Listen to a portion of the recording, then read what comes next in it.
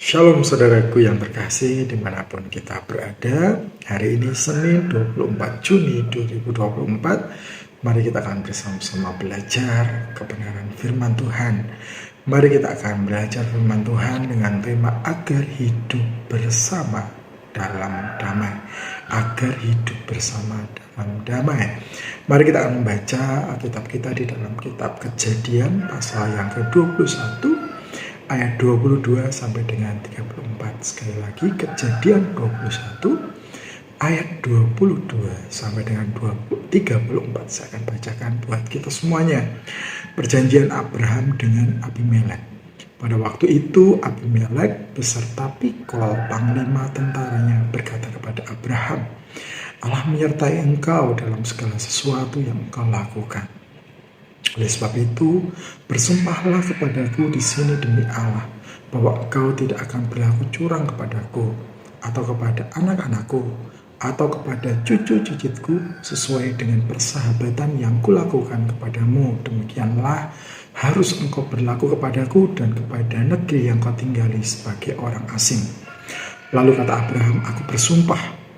Tetapi Abraham menyesali Abimelek tentang sebuah sumur yang telah dirampas oleh hamba-hamba Abimelek. Jawab Abimelek, aku tidak tahu siapa yang melakukan hal itu. Lagi tidak kau beritahukan kepadaku, dan sampai hari ini belum pula aku dengar. Lalu Abraham mengambil domba dan lembu dan memberikan semua itu kepada Abimelek. Kemudian kedua orang itu mengadakan perjanjian. Tetapi Abraham memisahkan 7 anak domba betina dari domba-domba itu. Lalu kata Abimelek kepada Abraham, untuk apakah ke-7 anak domba yang kau pisahkan ini? Jawabnya, ke-7 anak domba ini harus kau terima dari tanganku untuk menjadi tanda bukti bagiku bahwa akulah yang menggali sumur ini. Sebab itu orang menyebutkan tempat itu Berseba, karena kedua orang itu telah bersumpah di sana.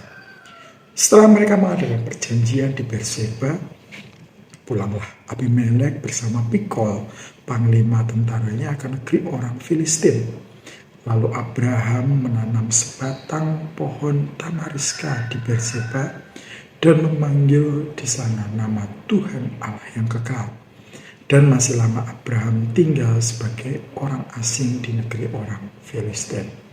Nah, Bapak Ibu yang terkasih di dalam Tuhan Yesus Kristus, salah satu penyebab dari tidak adanya damai di dalam hidup bersama adalah buruknya komunikasi. Orang lebih suka memendam kekecewaan dan sakit hati. Semua itu akhirnya akan meledak dan menjadi kemarahan yang berlebihan ketika ada pemicuannya.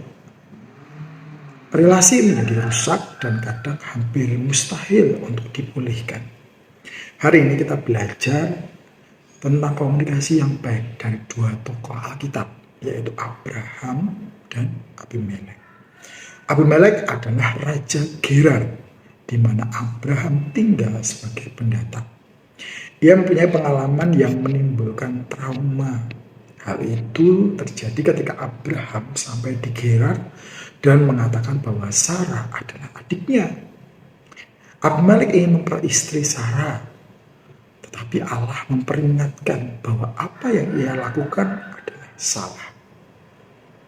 Akhirnya Abimelek dengan marah menjumpai Abraham untuk mengembalikan Sarah.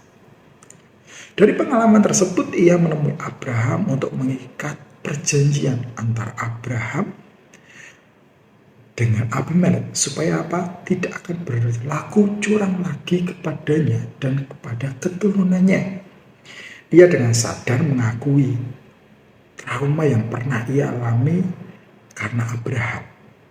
Oleh karenanya ia mau agar apa yang ia alami tidak dialaminya lagi dan juga keturunannya. Abimelek telah jujur terhadap perasaannya dan mampu menyampaikan hal itu kepada Abraham dalam tindakan antisipatif berupa perjanjian. Percakapannya kedua belah pihak tersebut kemudian meluas dan sampai pada pengalaman buruk yang Abraham alami terkait dengan sumur milik Abraham yang dirampas oleh hamba-hamba Abimelek.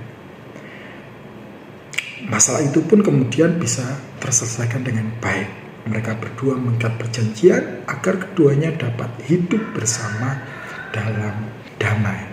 Nah, kejujuran antara satu dengan yang lain dalam komunikasi terbuka menjadi hal yang sangat penting bagi kehidupan bersama. Semua itu butuh kerendahan hati agar kita bisa menerima dan mau mendengarkan protes orang lain dengan bijaksana. Semua itu tentu akan mendatangkan kelegaan dan kedamaian bagi kedua belah pihak. Mari saudaraku, kita akan membangun komunikasi.